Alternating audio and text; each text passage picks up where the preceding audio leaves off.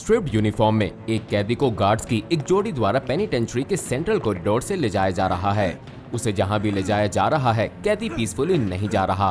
अन्य कैदी अपने सेल के दरवाजे पर खड़े होकर देखते हैं कि उसे घसीटा जा रहा है। कैदी गार्ड से उस पर दया करने की भीख मांग रहा है, उनसे विनती करता हुआ कि उसे दुनिया की जिस मर्जी जगह पर ले जाएं, लेकिन वहां नहीं। गार्ड्स उसकी कोई बात नहीं सुनते और उसे अपने साथ ले जाना जारी रखते हैं। वो कॉरिडोर के अंत में अंतिम सेल के सामने रुक जाते हैं, नंबर 667।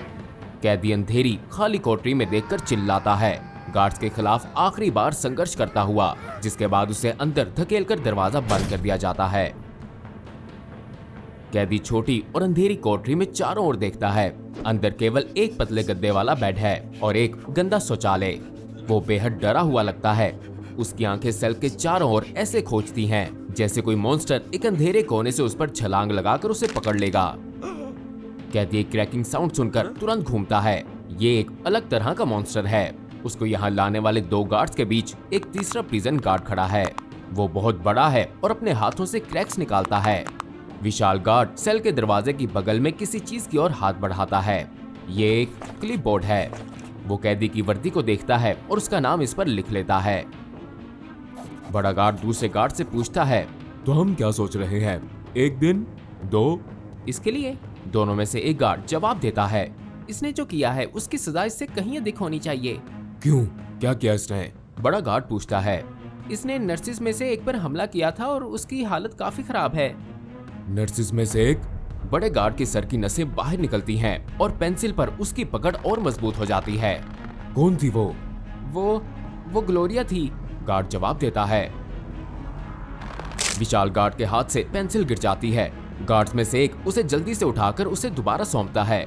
दांत पीसता हुआ वो कहता है, ठीक है।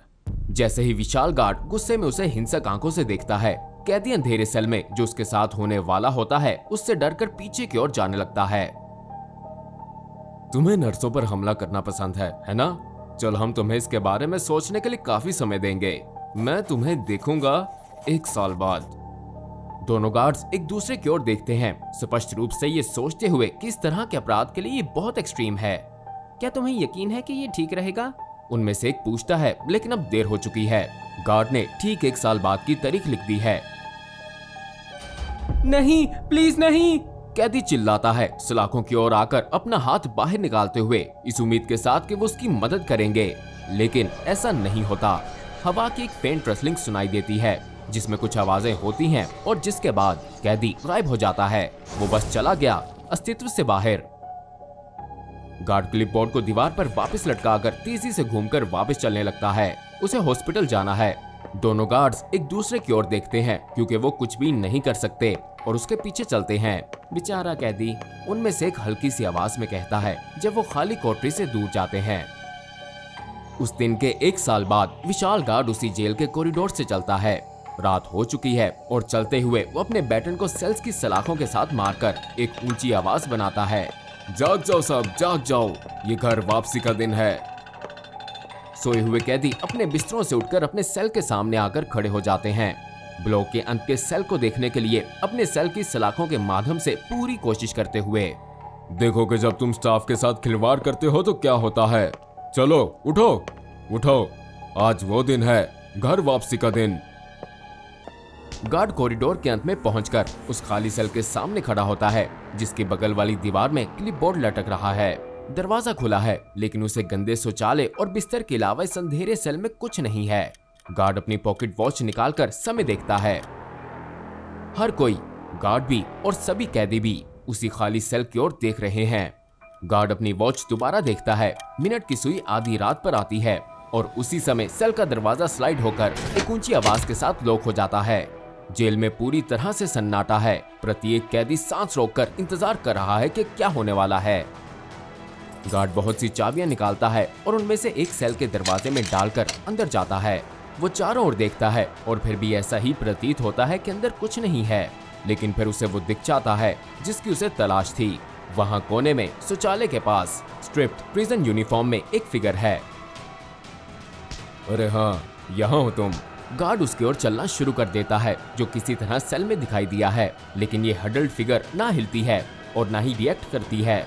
गार्ड नीचे झुकता है और उसे पलटने के लिए अपना हाथ आगे बढ़ाता है। कितना आनंद आया फिर तुम्हें। सोलिटरी कन्फाइनमेंट सजा के सबसे क्रूर रूपों में से एक है जो आज भी दुनिया भर में उपयोगी है। दिन, सप्ताह, महीने और यहाँ तक के अकेले बिताए हुए वर्षों से आने वाला साइकोलॉजिकल और फिजिकल स्ट्रेस विनाशकारी हो सकता है। लेकिन ये प्रैक्टिस जितनी भयानक है, रिट्रीब्यूशन का एक रूप मौजूद है जो और भी भयानक है, एक जिसे सबसे कठोर अपराधी भी डरते हैं और उसे बचने के लिए कुछ भी करेंगे। ये SCP-2701 है, जिसे ट्रू सॉलिटरी के रूप में भी जाना जाता है। SCP-2701 एक मानक दिखने वाली जेल है जो अब कंटेम किए गए पेंसिल्वेनिया स्टेट पेनिटेंचरी में स्थित है। वो जेल जिसे 1800 के दशक के मध्य में बनाया गया था, अंततः बंद होने से बहुत पहले ही अपनी उम्र को पहुंच गया था और सेल में केवल एक पुराना शौचालय और बिस्तर है और एक क्लिपबोर्ड सेल के बाहर बाईं ओर लटका हुआ है जिस पे विभिन्न फॉर्म्स पर इनटेक लिखा हुआ है। सेल का कंस्ट्रक्शन मटेरियल सामान्य दिखाई देता है और सामान भी नॉन अनोमलस दिखता है। जब किसी को SCP-2701 के अंदर डाला जाता है और सेल के बगल में लटके क्लिपबोर्ड का उपयोग किया जाता है तो इसका भयानक प्रभाव होना स्पष्ट हो जाता है। जब एक इंसान को सेल के भीतर बंद कर दिया जाता है तो उनका नाम इनटेक फॉर्म पर लिख दिया जाता है और रिलीज डेट के नीचे एक तारीख भी, जिससे SCP-2701 अनोमलस इवेंट एक्टिवेट हो जाता है। इन कंडीशंस के पूरा होने के 13 सेकंड्स बाद अंदर डाले जाने वाला व्यक्ति गायब हो जाएगा, पूरी तरह से गायब, जैसे वो अब एग्जिस्ट ही नहीं करता। इस प्रोसेस को बेहतर ढंग से समझने का कोई भी प्रयास जिसके द्वारा ये डीमटेरियलाइज होता है असफल रहे हैं, क्योंकि सेल के अंदर देखने या अंदर रखे जाने वाले सभी रिकॉर्डिंग इक्विपमेंट्स सब्जेक्ट के गायब होने के 13 सेकंड्स के दौरान केवल स्थिर या ब्लैंक इमेजेस दिखाते हैं। हालांकि व्यक्तिगत रूप से प्रभाव को ऑब्जर्व करने वाले रिसर्चर्स ने हवा और अजीब विस्पर की आवाजों को रिपोर्ट किया, लेकिन ये अभी भी अज्ञात है कि ये प्रोड्यूस कैसे होती हैं। रिलीज डेट वाले दिन जैसे ही 12 बजते हैं, सेल का दरवाजा किसी तरह बंद हो जाएगा और यदि ये पहले बंद नहीं था तो खुद को लॉक कर लेगा। ठीक उसी पल में जो व्यक्ति गायब हुआ था वो बंद सेल में प्रकट हो जाएगा, दुर्भाग्य से उस व्यक्ति के लिए जो अंदर बंद था, जबकि वो हमारी रियलिटी में वापस आ गया होगा। ये संभावना नहीं है कि वो फिर से कभी पहले जैसा हो पाएगा। SCP-2701 में किए गए एक्सपेरिमेंट से पता चला कि जिन्हें अंदर बंद किया गया था और वो गायब हो गए थे, वो पूरी तरह पूरे समय कॉन्शियस रहते हुए भी कंप्लीट सेंसरी डेप्रिवेशन का अनुभव करेंगे। उन्हें कोई भी आवाज, स्मेल और किसी भी चीज को छूने की भावना का अनुभव नहीं होगा। उन्हें अंधेरा भी नहीं दिखाई देता है क्योंकि उसका अर्थ होता है दृष्टि। वो वास्तव में बिल्कुल भी किसी सेंसेस का अनुभव नहीं करते।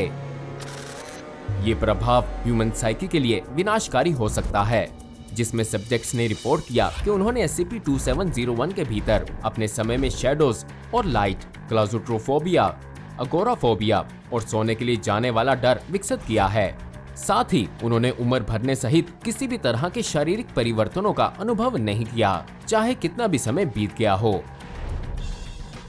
लेकिन SCP-2701 का सबसे बुरा हिस्सा ये है कि जो अंदर बंद हैं, उन्हें आपके या मेरे समय जैसा अनुभव नहीं होगा।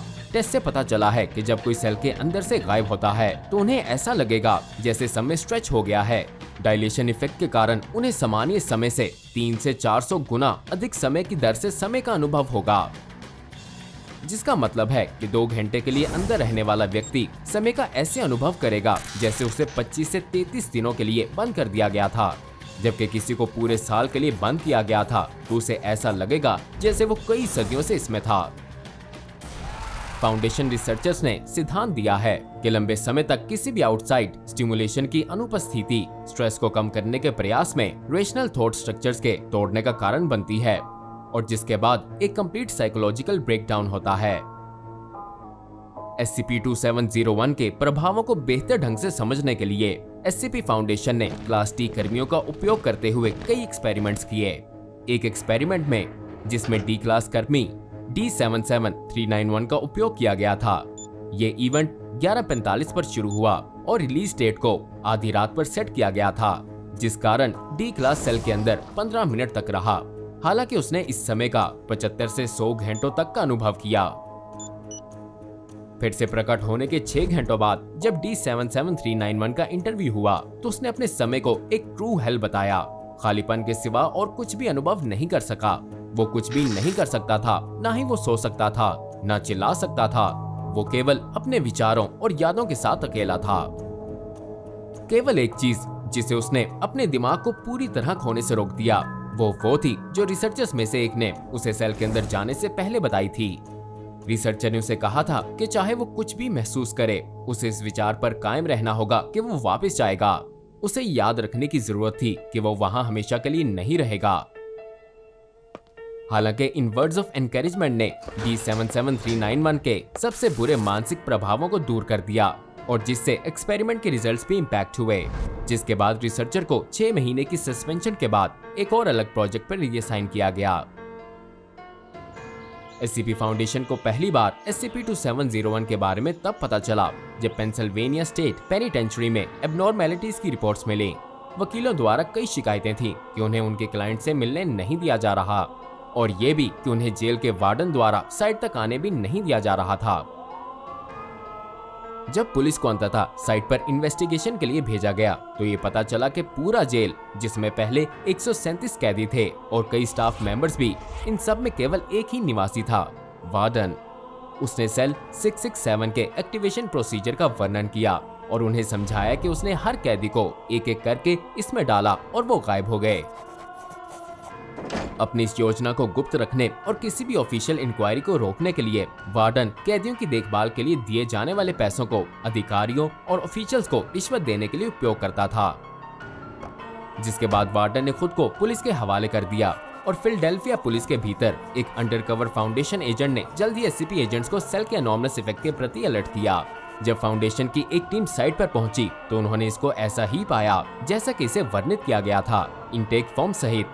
जेल वार्डन सच कह रहा था। कैदियों के नामों के साथ 100 से अधिक फॉर्म्स भरे गए थे जिनकी रिहाई की तारीख भविष्य में 50 से लेकर 1300 साल तक थी। जिस आसानी से SCP-2701 को कंटेन किया गया है, उस कारण इसे सेफ क्लासिफाई किया गया है। पूर्व जेल पर जहां SCP-2701 स्थित है, हर समय वीडियो और ऑडियो सर्विलेंस द्वारा निगरानी की जाती है और एक सिक्योरिटी गार्ड फुल बॉडी रेस्ट्रेंट्स के साथ हर समय मौजूद रहता है, जो सेल के भीतर आने वाले किसी भी व्यक्ति को बाहर निकालने और किसी नए व्यक्ति को अंदर जाने से रोकने के लिए, जो ऑफिशियल SCP फाउंडेशन एक्सपेरिमेंट का हिस्सा नहीं है, उनके लिए जिम्मेदार है। अब जाइए और जाकर डॉक्टर बॉब की फाइल से SCP-052 the time travelling train देखें, एक और अनोमली जिसका स्टेशन पता नहीं कहाँ है। और हाँ, चैनल को सब्सक्राइब करना, इस वीडियो को लाइक और अपने कमेंट्स ये सब करना ना भूलिएगा। मिलते हैं जल्द ही एक और रोमांचक वीडियो के साथ।